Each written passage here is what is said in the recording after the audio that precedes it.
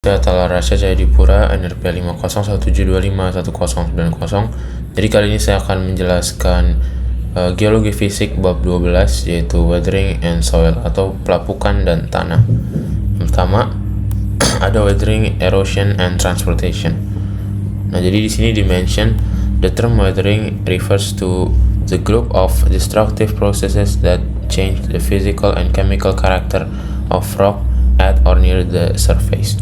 Jadi weathering atau pelapukan itu sendiri itu berarti atau didefinisikan sebagai proses yang bersifat destruktif atau menghancurkan, yang mengubah sifat fisika atau kimia secara fisik dan secara kimiawi dari suatu karakter bebatuan di dekat atau di permukaannya. Lalu di sini ada erosi atau erosion.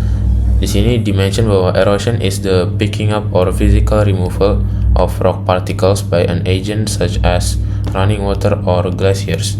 Jadi proses erosi ini adalah proses di mana batuan yang telah lapuk tadi terangkat atau remove atau terhapus, diakibatkan bisa oleh air yang mengalir atau glasier atau yaitu glasier. Lalu ada transportation atau transportasi. Transportasi di sini dimension adalah transportation is a movement of eroded particles by an agent such as rivers, waves, glaciers, or wind. Jadi transportasi itu sendiri artinya adalah pergerakan dari partikel-partikel yang tererosi disebabkan oleh, bisa jadi sungai, dikarenakan oleh sungai, gelombang atau glasier, atau bisa juga karena angin. Lalu selanjutnya saya akan bahas weathering and earth system. Jadi kita ini hidup di bumi, di mana bumi itu termasuk di dalam solar system. Nah, di bumi kita ini terdapat banyak oksigen dan karbon dioksida yang bisa menyebabkan proses weathering itu terjadi. Nah, lalu saya akan bahas earth system. Jadi earth system itu dibagi menjadi 3, yaitu atmosfer, hydrosfer, dan biosfer. Yang pertama ada atmosfer. Jadi di sini atmosfer berpengaruh terhadap pelapukan karena di atmosfer kita ini terdapat banyak cadangan oksigen dan karbon dioksida yang bisa membentuk sebuah asam yang bisa membuat suatu batuan menjadi lapuk atau bisa membantu proses pelapukan. Terus saja ada hydrosfer. Nah, hydrosfer ini jadi hydrosfer ini kan adalah air. Jadi di dalam air sendiri itu terdapat kandungan oksigen. Nah, jadi oksigen dalam air ini dia bisa dissolve atau bergabung dengan batu-batuan, misalnya seperti besi, yang dia akan mengoksidasi sebuah besi jika dia bercampur ke dalamnya. Lalu ada juga karbon dioksida yang akan bercampur dengan air, maka dia akan membuat suatu cairan asam lemah yang bisa membuat sebuah mineral terdekompos dan akan berubah struktur mineralnya. Nah, lalu yang terakhir itu ada biosfer. Jadi biosfer ini adalah seluruh makhluk yang hidup di bumi ini, seperti tanaman, hewan, dan manusia. Tanaman bisa berpengaruh terhadap proses pelapukan itu. Misalnya jika suatu akar tanaman dia membesar, maka akan membuat batuan tersebut menjadi retak dan lapuk, bisa jadi. Lalu hewan juga bisa membuat proses-proses tersebut. Nah, apalagi manusia bahkan bisa membuat proses tersebut dengan sangat singkat, tidak perlu jutaan tahun, misalnya menggunakan bulldozer dan lain-lain. Nah, di sini dimention bahwa plants and animals contribute greatly to weathering when they die. Jadi tanaman dan hewan-hewan itu dia berkontribusi terhadap pelapukan itu lebih efektif ketika dia sudah mati atau sudah menjadi bangkai. Karena ketika when animals and plants decompose, ketika hewan-hewan dan tanaman-tanaman itu terdekomposi, they become mostly water and carbon dioxide. Mereka menjadi kebanyakan menjadi air dan karbon dioksida yang akan menjadi sebuah cairan asam yang lemah yang bisa membuat batu menjadi lapuk. Lalu di sini ada how weathering alters rock. Jadi bagaimana pelapukan ini mengubah suatu batuan. Nah, di sini dimention rocks undergo both mechanical weathering and chemical weathering. Jadi batuan ini dia bisa dalam satu batuan bisa terjadi dua proses pelapukan sekaligus, yaitu pelapukan secara mechanical atau pelapukan secara kimia. Nah, mechanical weathering atau physical disintegrations includes several processes that break rock into smaller pieces. The change in the rock is physical. Nah, jadi mechanical weathering sendiri atau pelapukan mechanical itu lebih ke secara fisiknya. Jadi fisiknya yang terpisah gitu. Nah, sedangkan chemical weathering is the decomposition of rock from exposure to water and atmospheric gases, principally carbon dioxide, oxygen, and water vapor. As rock is decomposed by these agents, new chemical compounds form. Nah, jadi pelapukan kimia itu disebabkan oleh batuan terkena oleh bisa jadi air atau gas-gas atmosfer lainnya seperti oksigen, karbon dioksida, atau uap air. Nah, di saat batuan tersebut terdekomposi oleh hal-hal tersebut, maka dia akan membentuk sebuah compound atau ikatan yang baru sehingga membuat mineral yang baru. Nah, terus di sini mechanical weathering breaks up rock but does not change the composition. Nah, jadi bedanya pelapukan secara mechanical dan chemical ini adalah pelapukan secara mechanical dia hanya mengubah bentuk fisiknya atau struktur luarnya saja, tapi tidak mengubah komposisi batuannya. Nah, terus ini dimention weathering is relatively long and slow process. Jadi proses pelapukan itu sangat lama dan prosesnya pun sangat lambat. Typically, cracks in rock are enlarged gradually by frost action or plant growth as roots pry into rock crevices, and as a result, more surfaces are exposed to attack by chemical agents. Jadi banyak proses-proses yang saling berhubungan gitu, misalnya pertumbuhan akar lalu lainnya, dan akhirnya baru dia terekspos atau terkena atau ya baru ada chemical agents atau zat-zat kimia yang bisa membuatnya lapuk.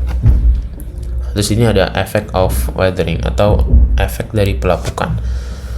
Di sini jadi efek pelapukan sendiri itu bisa kita lihat dengan mata kita sendiri atau mudah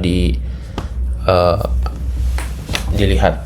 Nah, building blocks of limestones or marble exposed to rain and atmosphere gases might show solution effects from chemical weathering in surprisingly short time.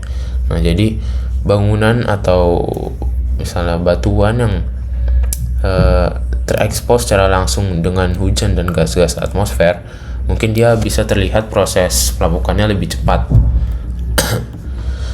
Di sini granite and slate of gravestones and building materials are much more resistant to weathering due to strong silicon-oxygen bonds in silicate minerals. However, after centuries, the mineral grains in granite may be loosened and cracked and large, and the surface discolored and dulled by the products of weathering. Nah, jadi batuan granit atau batu-batuan lainnya tuh lama-kelamaan dia akan loosen atau dia akan melonggar atau ya melemah lah, sudah tidak keras lagi. Lalu cracks and large, retakannya makin membesar, dan the surface discolored atau permukaannya berubah warna. Nah, many weathered rocks display interesting shape. Jadi banyak proses-proses pelapukan ini kadang membentuk bentuk-bentuk yang sangat menarik. Misalnya ada spheroidal weathering occurs when the rock has been rounded by weathering from an initial blocky shape. Jadi jika batuan kotak seperti ini terus dia terkena pelapukan, maka sudut-sudutnya ini yang lancip-lancip ini, maka dia akan lapuk terlebih dahulu dan akhirnya akan membentuk batuan yang seolah-olah seperti bulat seperti ini. Differential weathering described as tendency of different types of rock to weather at different rates. Jadi differential weathering ini berarti dia tuh mendeskripsikan seberapa cepat suatu batuan itu lapuk atau terdekomposisi dengan kecepatan yang tentunya berbeda-beda. Lalu lanjut, ada mechanical weathering atau pelapukan secara mekanikal. Nah, jadi proses pelapukan mekanikal ini ada banyak contohnya. Contoh di sini bisa jadi karena pressure release atau pelepasan tekanan. Nah, jadi di sini dimention the reduction of pressure on a body of rock can cause it to crack as it expands. The pressure release is a significant type of mechanical weathering. Nah, jadi salah satu contoh dari mechanical weathering itu sendiri adalah pressure release, yang berarti ketika tekanan suatu batu berkurang yang tadinya sangat tertekan, maka dia akan expands atau mengembang, sehingga ketika suatu batuan mengembang maka dia akan retak, dan ya retakan tersebut akan memicu yang namanya pelapukan tadi. Nah, cracks called sheet joints develop parallel into the outer surface of the rock as the outer part of the rock expands more than the inner part. Jadi retakan-retakan atau patahan-patahan tersebut disebut dengan sheet joints, yang ya this processes of spalling off of rock layers is called exfoliation. Nah, jadi ketika batuan mengembang dan retak-retak tersebut yang retak-retak seperti ini nih, misalnya retak-retak, nah maka lama-kelamaan dia batunya akan tereksfoliasi atau terkelupas istilahnya. Jadi batuannya akan terkelupas dan ya itu disebut dengan exfoliations, menghasilkan biasanya exfoliation domes. Lalu di sini bisa juga disebabkan oleh frost action atau frost action atau ya pembekuan. Nah, jadi di sini mention when water freezes at 0 Celsius atau ya 32 Fahrenheit, the individual water molecules jumble together in liquid aligned into an ordered crystal structure forming ice. Jadi ketika air itu berada di suhu yang kurang dari 0 derajat, maka dia akan membentuk struktur baru yang bisa kita sebut sebagai es. Nah, es ini dia memiliki massa jenis atau kepadatan yang lebih padat daripada air dalam bentuk cair, sehingga ketika suatu batu mengandung air di dalamnya dan batu tersebut misalnya didinginkan dan suhunya di bawah 0 derajat, maka air di dalam batuannya akan mengeras atau membeku, yang bisa menyebabkan air tersebut menjadi lebih padat dan massa jenisnya lebih tinggi, sehingga batuan akan seolah terdorong dan akan retak dan pecah.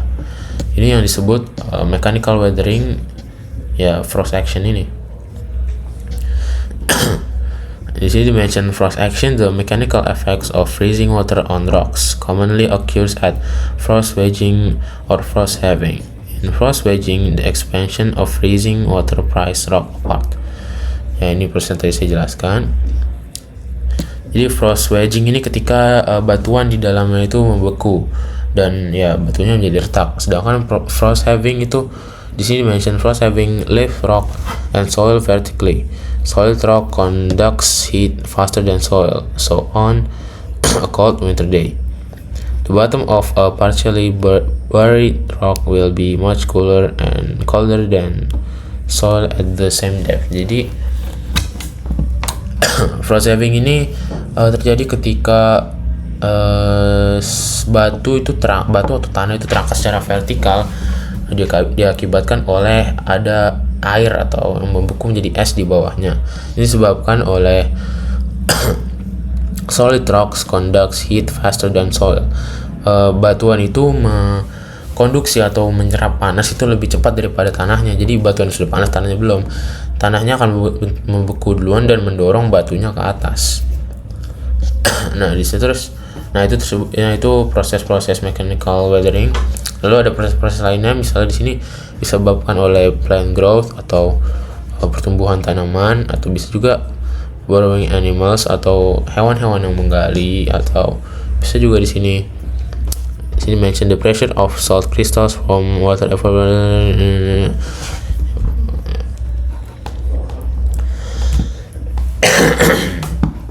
Lalu selanjutnya ada chemical weathering atau pelapukan secara kimia. Jadi pelapukan kimia ini adalah proses menguraikan atau mengubah mineral dalam batu menjadi mineral baru melalui reaksi dengan zat-zat kimia seperti air, oksigen, dan gas-gas di atmosfer. Jadi prosesnya ini adalah mineral yang terbentuk jauh di bawah tanah itu terbentuk dalam kondisi panas dan tekanan yang tinggi, hampir tanpa air, sehingga stabil dan ketika muncul di permukaan bumi dia dalam keadaan yang stabil karena belum ada airnya.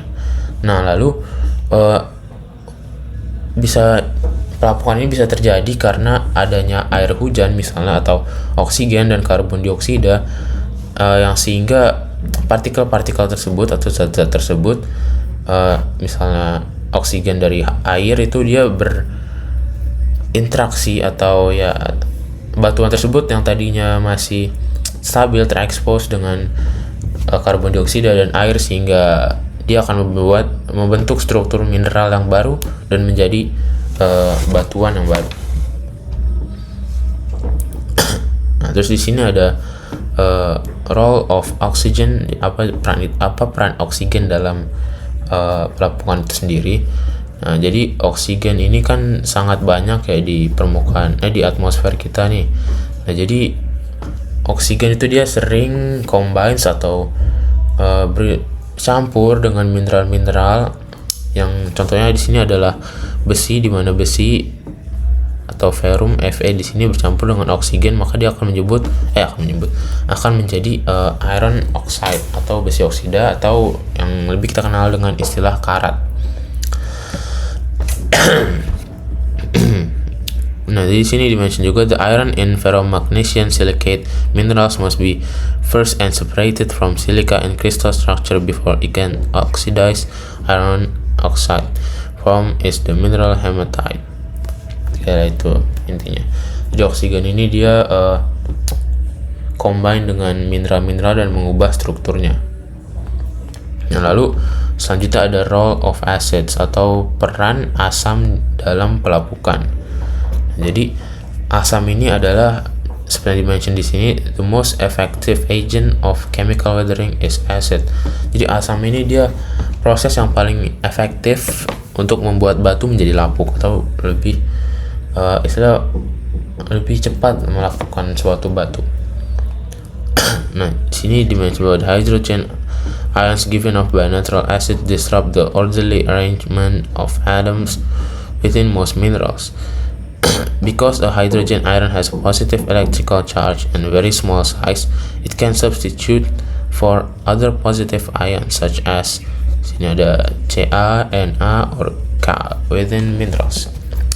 Jadi hidrogen dalam asam, di sini asam itu kan chemical compound that give off hydrogen. Jadi suatu compound atau ikatan kimia yang dia memberikan ion hidrogen. Nah, jadi karena di sini ion hidrogen ini sangat kecil dan dia memiliki positive electrical charge, jadi dia bisa bertukar ionnya dengan ion-ion seperti di sini ada Ca, Na, dan K di dalam mineral. Jadi strukturnya akan berubah. Nah, di sini ya asam ini kebanyakan ditemukan adalah asam lemah. Kalau asam jarang itu jarang ditemukan di sekitaran kita. The most important natural source of acids for rock weathering at Earth surface is dissolved carbon dioxide in water.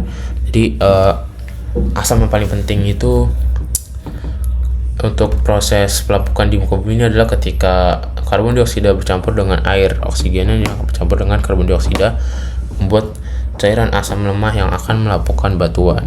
Nah, dengan bercampurnya karbon dioksida, maka kadar karbon dioksida di muka bumi ini juga bisa berkurang lebih signifikan sehingga tidak terlalu banyak yang akan membuat bumi menjadi lebih panas gitu.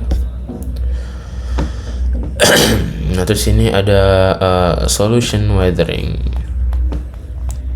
Jadi solution weathering ini di sini dimention some minerals are completely dissolved by chemical weathering. Calcite, for instance, goes into solution when exposed carbon dioxide and water. Jadi solution weathering ini adalah ketika suatu batuan atau suatu mineral itu terjadi yang namanya proses chemical weathering, tapi dia tidak sepenuhnya. Contoh di sini adalah sedimentary rock, contohnya limestone dan calcite ini. Lalu di sini ada chemical weathering of feldspar atau pelapukan kimia feldspar.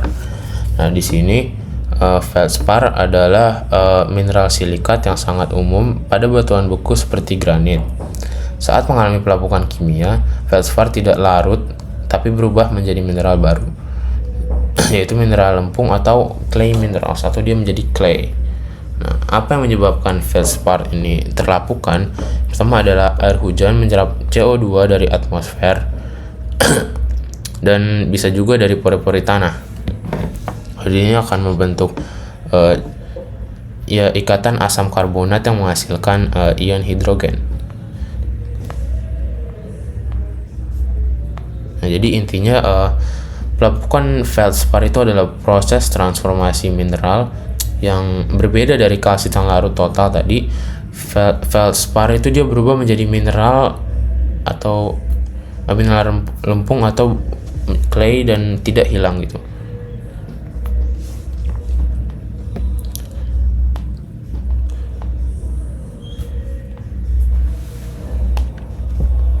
Selanjutnya ada chemical weathering of other minerals.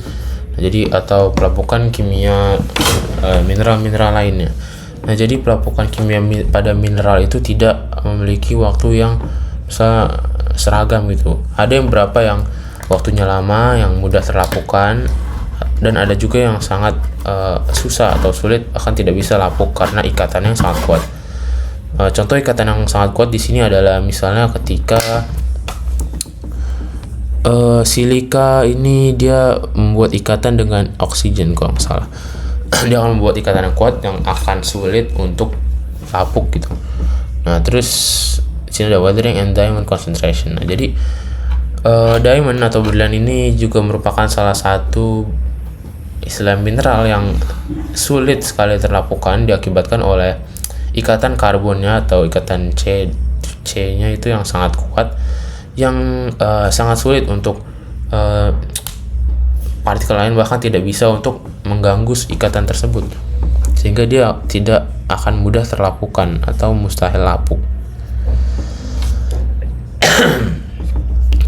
Nah, terus di sini ada factors affecting weathering, ya, faktor-faktor yang menyebabkan pelapukan seperti tadi yang kita bahas. Chemical weathering is largely a function of availability of liquid water. Jadi bisa terjadi karena misalnya air, atau di sini juga temperature is also a factor in chemical weathering. Jadi temperatur juga bisa berpengaruh. Mechanical weathering intensity is also related to climate, temperature, and humidity, as well as to slope. Jadi inti dari ini faktor-faktor yang menyebabkan pelapukan adalah yang pertama bisa terjadi karena air yang mengandung oksigen, atau bisa juga karena gas-gas atmosfer seperti karbon dioksida dan lain-lain.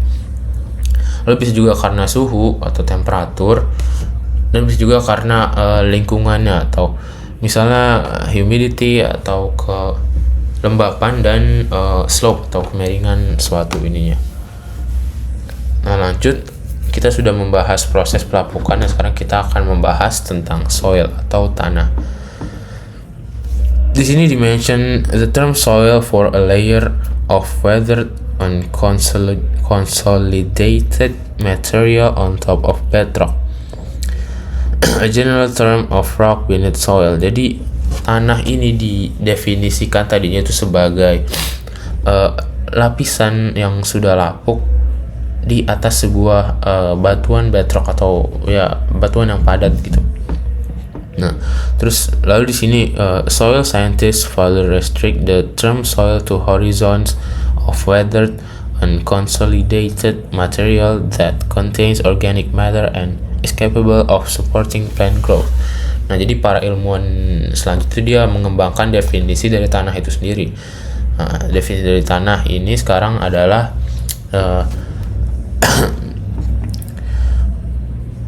bagian yang terlapukan atau lapuk, atau yang unconsolidated juga, yang berisi juga di dalamnya sebuah organic matter atau zat-zat organik, dan dia bisa capable of supporting plant growth, atau bisa tanaman bisa tumbuh di atasnya lah gitu. Terus ini ada the term loam refers to a soil of approximately equal amount of sand, silt, and clay.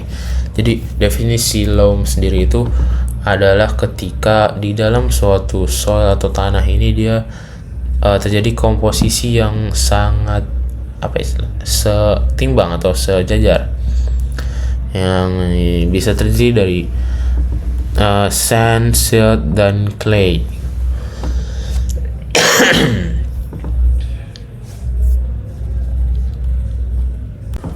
Nah, selanjutnya ada soil horizons atau lapisan-lapisan tanah.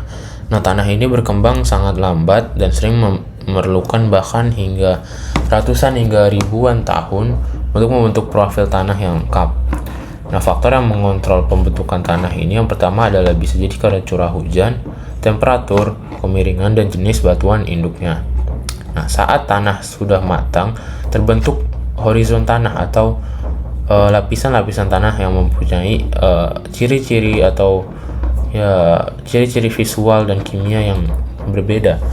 Nah, urutannya adalah yang dari atas. Pertama ada O horizon atau organic layer. Lapisan organik is the uppermost layer that consists entirely of non-decomposed and highly decomposed organic material. Jadi dia adalah lapisan paling atas yang terdiri dari bahan organik yang murni. Contohnya misal seperti daun atau ranting atau ya yang lainnya. Dan dia tidak mengandung mineral tanah dan murni hanya organik. Lalu selanjutnya ada A horizon atau lapisan yang atas atau top soil. The A horizon is the dark colored soil layer that is rich in organic material and forms just below surface vegetation. Jadi A horizon ini adalah campuran dari bahan organik dan mineral. Warnanya cenderung lebih gelap karena punya banyak humus dan sangat penting untuk pertumbuhan tanaman.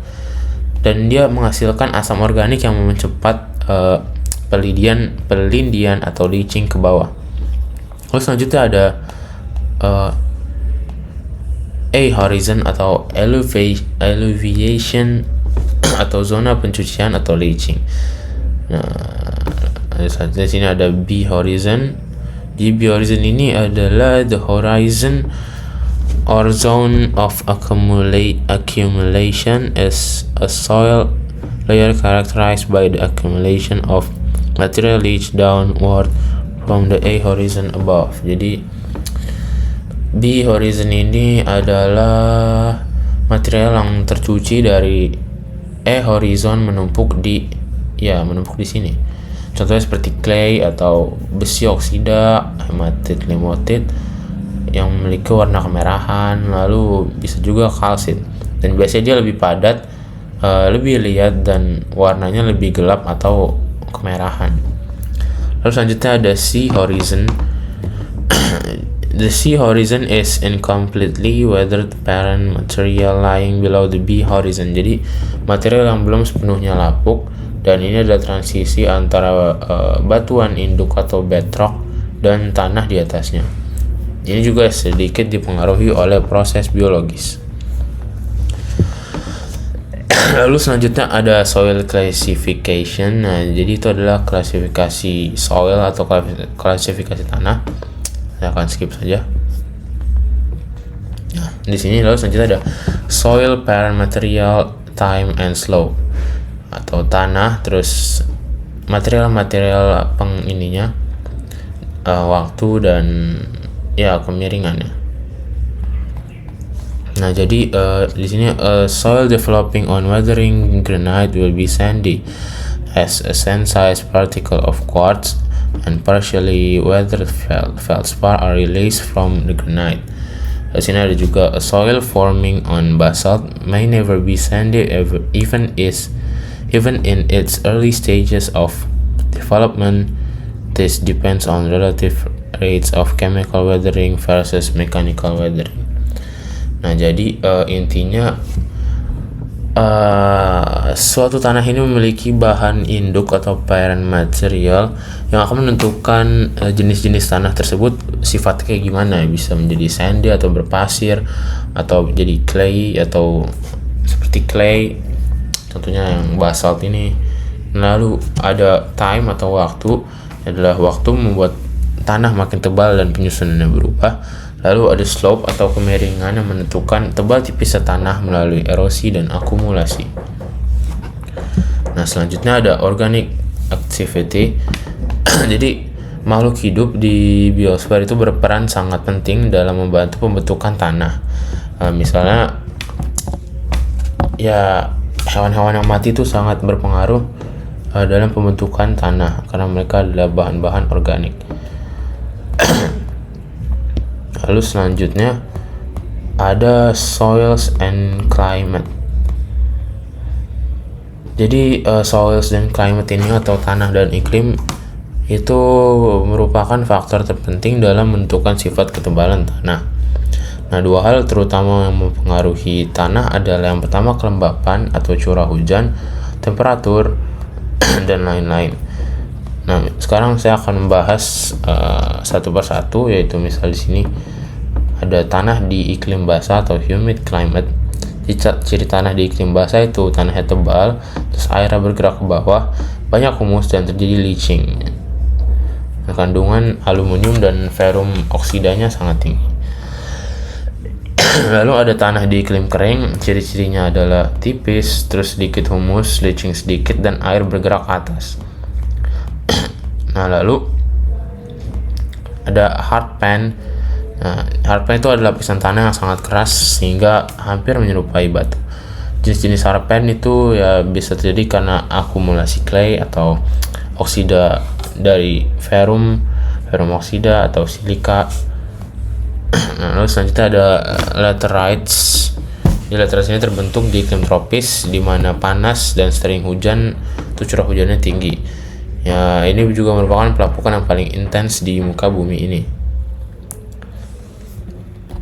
Nah, lalu yang terakhir ada buried soil atau paleosols. Paleosol adalah tanah purba atau tanah yang pernah berada di permukaan, mengalami perkembangan seperti tanah biasa, tapi kemudian tertimbun oleh material baru seperti abu vulkanik, debu angin, endapan glasial, endapan sungai, atau bahkan lava. Nah, mungkin itu saja yang bisa saya sampaikan. Kurang lebihnya mohon maaf. Terima kasih. Assalamualaikum warahmatullahi wabarakatuh.